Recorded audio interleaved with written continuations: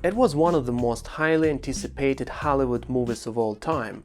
The role of Scarlett O'Hara was sought after by several famous actresses. But it was she who won the competition, despite the fact that she was an almost unknown British theatre actress. Welcome to Personality Matters, I'm Arthur Kems, and today we will be talking about Vivien Leigh.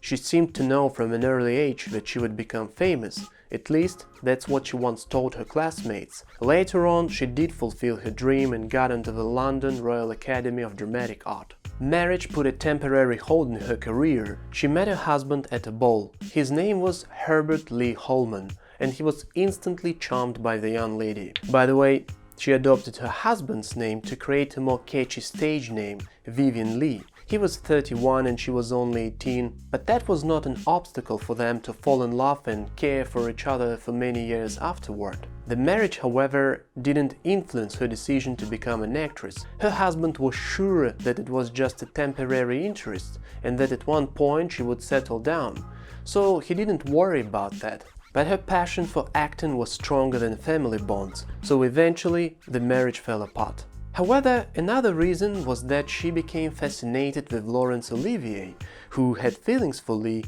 though he was also married at that time. The two actors were a golden couple.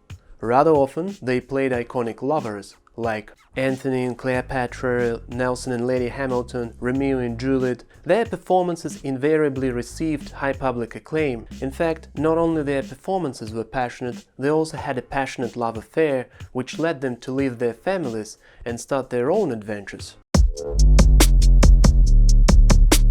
For most of us, Vivien Leigh is associated with the role of Scarlett O'Hara from Gone with the Wind. In 1939, she went to Hollywood to audition for the role of Scarlett O'Hara. As we said before, the biggest superstars of that time contested the part, like Bette Davis, Joan Crawford, Katharine Hepburn, and Paulette Goddard. So her chance of getting the role was not that high. Besides, the producer didn't want to take risks with Leigh because he thought she was too British for the role, even though he acknowledged her talent. But the final decision was made in her favor. The filming process was exhausting. Leigh had to work 16 hours a day, 6 days a week for 125 days. The role took out a lot of her. To release stress, she smoked 4 packs of cigarettes a day. You better practice other ways to handle stress. But eventually, all the hard work paid off. The movie broke the box office records and succeeded to the tune of more than $391 million. Even though it might seem insignificant to some today, keep in mind that it was made in 1939. In addition, the movie got 13 Academy Award nominations and won 8 of them. What's worth our attention is the salary disparity between the main actors. Leigh was paid $25,000 for 125 days of work, whereas her co-worker, Clark Gable, who played Red Butler, was paid $120,000 for just 71 days of work. Terrible. The year after Gone with the Wind in 1940, Vivien Leigh and Laurence Olivier finalized their divorces with their respective spouses and got married. Leigh was in demand and received new big roles and movies in plays. That was despite early signs of serious mental health issues that worsened when she suffered a miscarriage due to falling down at a rehearsal. These days, actors are pretty open about having bipolar disorder. They discuss it freely without worrying that it may impact their careers. But back then, Leigh was afraid to talk about that and kept it a secret. She even tried electroshock therapy. That was very new and experimental at the time, but it didn't help much. Regardless of her health problems, and though no role would ever be comparable to the success of Scarlett O'Hara, she continued acting. It was until 1949 when she achieved her second biggest triumph with the role of Blanche Dubois in the movie Streetcar Named Desire, where her partner was Marlon Brando. We talked about him before. Blanche Dubois was hard to play.